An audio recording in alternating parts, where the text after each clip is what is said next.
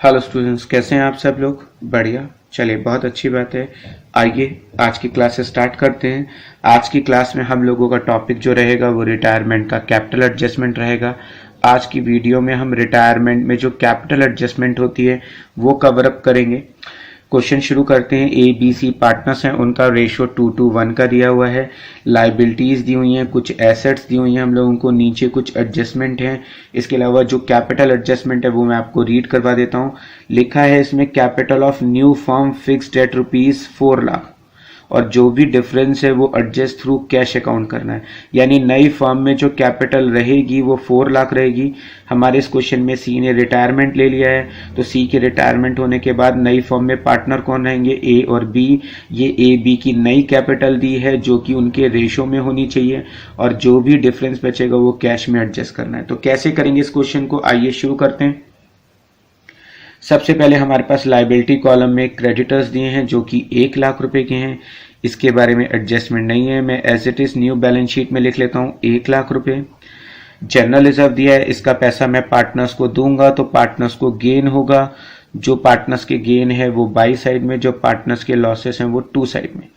इसके अलावा या जो ऐसे समझ लीजिए, जो पार्टनर्स को देना है वो इधर लिखेंगे और जो पार्टनर्स से लेना होता है वो हम इधर लिखते हैं। तो पार्टनर्स को जनरल रिजर्व का कितना पैसा देना है? 60,000 है, 2:1 के रेशियो में बांटते हैं तो हम लोगों के पास आएगा 12,000 रुपीज, इधर 24,000 रुपीज और 24,000 रुपीज। इसके नेक्स्ट WCF है, इसके बारे में भी एडजस्टमेंट नहीं है तो मैं डिस्ट्रीब्यूट कर देता हूँ 8,000 रुपीज, 16,000 रुपीज और 16,000 रुपीज। इसके अलावा उनकी कैपिटल के बैलेंसेस गिवन है, ये बैलेंसेस भी लिख लेते हैं हम लोग। 1 लाख रुपए, 1 लाख रुपए और 1 लाख रुपए। इसके अलावा एसेट साइड में कैश का बैलेंस दिया है तो मैं बैंक की जगह पे कैश का अकाउंट बना लेता हूँ। टू साइड में मैंने लिख लिया बैलेंस ब्रॉट डाउन, जो कि मुझको गिवन है 40,000 रुपीज का। इसके अलावा डेटर्स गिवन है, हम चेक कर लेते हैं कि क्या डेटर्स रिलेटेड कोई एडजस्टमेंट है, नहीं है तो मैं इसकी वैल्यू को एज इट इज लिख देता हूँ। मशीन हम लोगों को गिवन है जो कि 2 लाख रुपीज की है, जिसके बारे में लिखा है कि वो 20% से इंक्रीज हो गई है। मीन्स 20% इंक्रीज मतलब 2,40,000। जितनी भी वैल्यू इंक्रीज हुई है वो फर्म के लिए फायदा है। फायदे बाई साइड में आते हैं रिवैल्यूएशन अकाउंट में। मशीन है जो कि 2 लाख रुपए की है, सॉरी ये बिल्डिंग का पॉइंट था, बिल्डिंग इंक्रीज हुई है तो मैं यहाँ काट कर बिल्डिंग लिख लेता हूँ, बिल्डिंग। उसके बाद मशीन दिया हुआ है 2 लाख का, जिसके बारे में लिखा है कि वो 10% से रिड्यूस हो गई है। तो 2 लाख रुपए की मशीन है, 10% से रिड्यूस कर लेते हैं यानी 20,000 का लॉस हो जाएगा तो बैलेंस बचेगा 1,80,000। जितना लॉस हुआ है वो हम टू साइड में मेंशन कर देंगे कि मशीन से लॉस हुआ है 20,000 का। लीजिए, हमने लाइबिलिटीज भी सारी कवर अप कर ली और एसेट्स भी। सी रिटायर हो रहा है, बिल्डिंग इंक्रीज हो गई है, मैंने प्लस कर दिया, फायदे में दिखा दिया। मशीन रिड्यूस हो गई है, मैंने माइनस कर दिया, लॉस में दिखा दिया।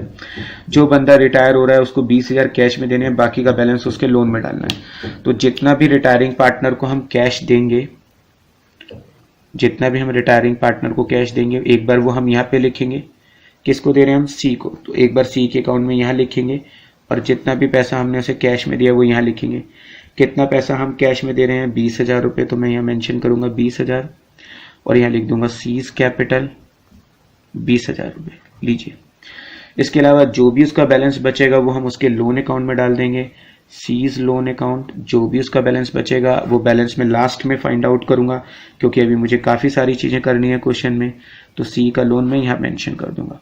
तो जितना पैसा हमने रिटायरिंग पार्टनर को दिया है एक बार वो यहाँ मेंशन करेंगे, और जो बैलेंस बचेगा वो हम लाइबिलिटी में शो कर देंगे, जो हमें फ्यूचर में देना है। उसके नेक्स्ट लिखा है कैपिटल। नई फर्म में पार्टनर कौन होंगे? बताइए स्टूडेंट, नई फर्म में पार्टनर कौन होंगे? ए और बी। सर हमको इनका न्यू रेशियो नहीं दिया है, तो आप जानते हैं रिटायरमेंट में क्या होता है, ए बी सी का ओल्ड रेशियो था 2:1। जो बंदा छोड़कर चला जाता है और जो रिमेनिंग पार्टनर्स होते हैं, जो उनका ओल्ड रेशियो होता है वही उनका क्या बन जाता है? New ratio. तो ए और बी का न्यू रेशियो क्या रहेगा? जो ए और बी का पुराना रेशियो था वही न्यू रेशियो बन जाएगा।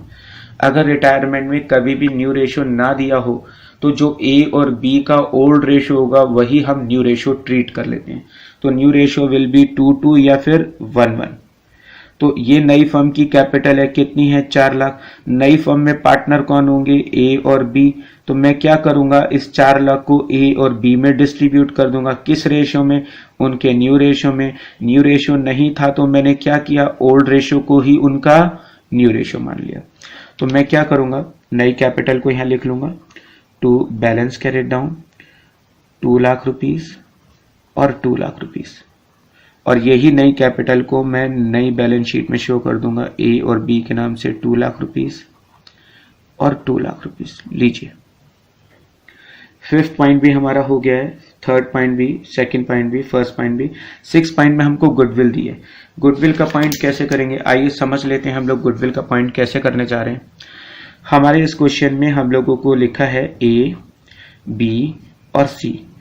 हम लोग क्या करते हैं, रिटायरमेंट में new ratio minus old ratio. तो ऐसे में हमारे पास ओल्ड रेशियो है 2, 2, 1, टोटल सम है 5। सी रिटायर हो गया है। ऐसे में इसके जाने से इसका जो एक पार्ट का है सेक्रीफाइस, उसको हमें क्या करना है, चेक करना है कि उसके जाने से किसको कितना गेन हुआ है। हमको न्यू रेशियो नहीं दिया है, तो जो ए और बी का ओल्ड होगा that will be treated them new ratio. तो 2, 2 को मैं क्या लिख देता हूं, 1, 1। दोनों के डिनोमिनेटर चेक करिए कि क्या दोनों के डिनोमिनेटर बराबर हैं। सर नो सर, दोनों के डिनोमिनेटर बराबर नहीं है। तो बराबर करने के लिए क्या करते हैं, मैं ऊपर 5 से मल्टीप्लाई कर देता हूं, नीचे 2 से।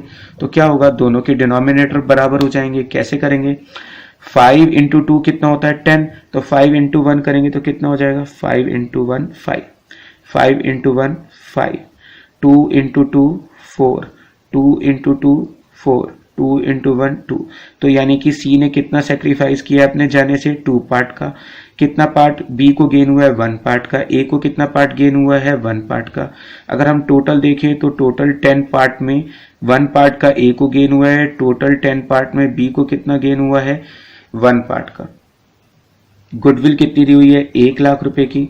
1 लाख की गुडविल का 1/10 ए देगा, यानी ए कितने पैसे देगा, 10,000। इसके अलावा बी कितने पैसे देगा, 10,000।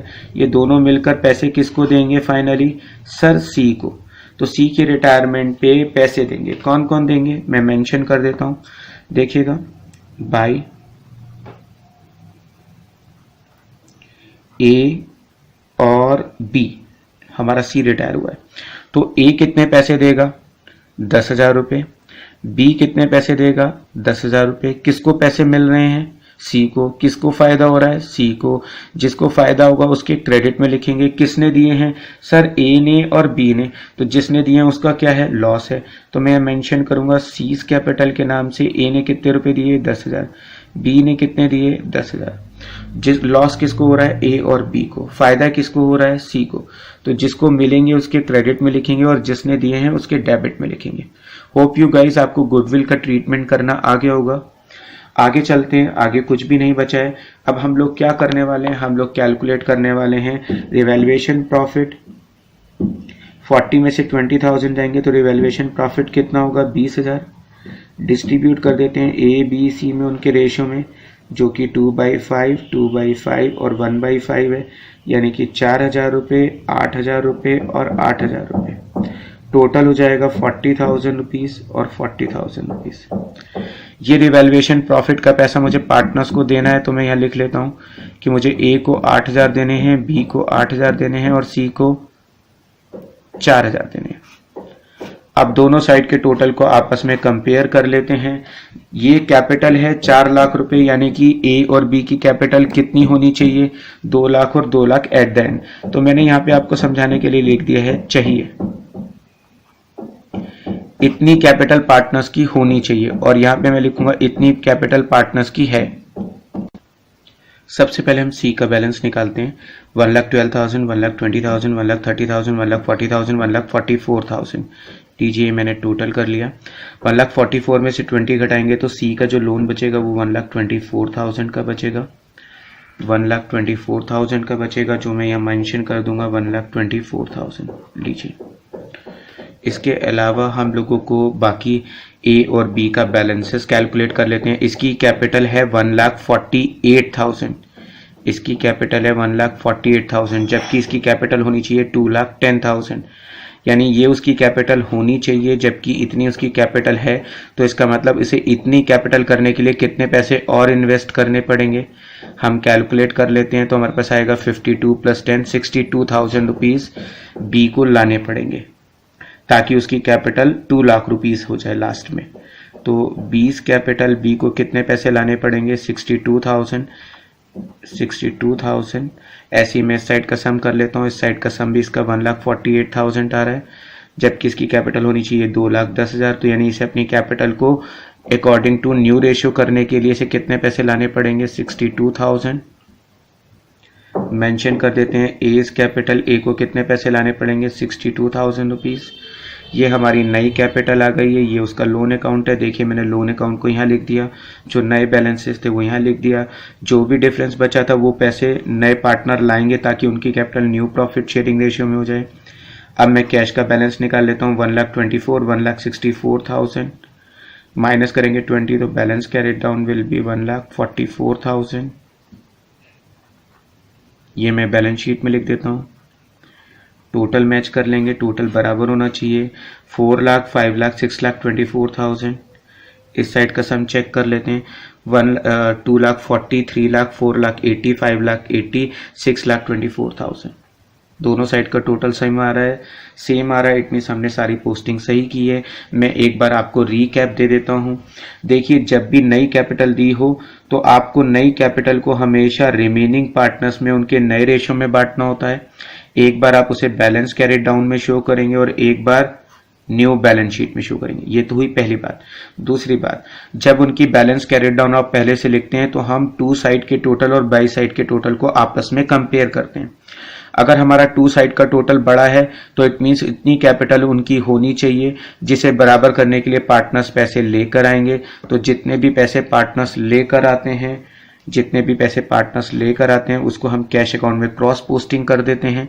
अगर मान लीजिए बाई साइड का टोटल बड़ा होता तो मैं डिफरेंस को यहाँ पे लिखता कैश अकाउंट में और उसे कैश अकाउंट में क्रॉस साइड पोस्ट करता। समझ गए? ये हमारी कैपिटल एडजस्टमेंट थी। गुडविल ट्रीटमेंट आप जानते हैं कैसे किया हम लोगों ने new ratio minus old ratio किया है। New ratio minus old ratio denominator बराबर करके फिर 1/10 यानी जो सी रिटायर हो रहा है उसको 1 लाख की गुडविल में 1/10 पार्ट ए ने दिया और 1/10 पार्ट बी ने दिया। ए ने दिया, बी ने दिया, किसको दिया? सी को। तो जिसको मिलेगा उसके क्रेडिट में लिखेंगे और जिसने दिया है उसके डेबिट में लिखेंगे। सी का जो भी बैलेंस बचता है वो हम उसके लोन अकाउंट में ट्रांसफर करते हैं, जो कि यहाँ पर आता है। तो होप यू गाइस इस वीडियो से आपको रिटायरमेंट की कैपिटल एडजस्टमेंट समझ में आ गई होगी। जब कभी आपको एग्जाम में जाना हो और आपको रीकैप की जरूरत हो तो आप इस वीडियो से इस कैपिटल एडजस्टमेंट को रिवाइज कर सकते हैं। डिस्क्रिप्शन बॉक्स में मेंशन करिएगा मुझको आप नेक्स्ट टॉपिक पर किस टॉपिक पे आप वीडियो चाहते हैं कि मैं बनाऊं। कौन सा टॉपिक ऐसा है अकाउंटिंग में 12th में जो आपको परेशान कर रहा है, जिस पर आप चाहते हैं कि मैं आपके लिए एक सॉल्यूशन वीडियो बनाऊं।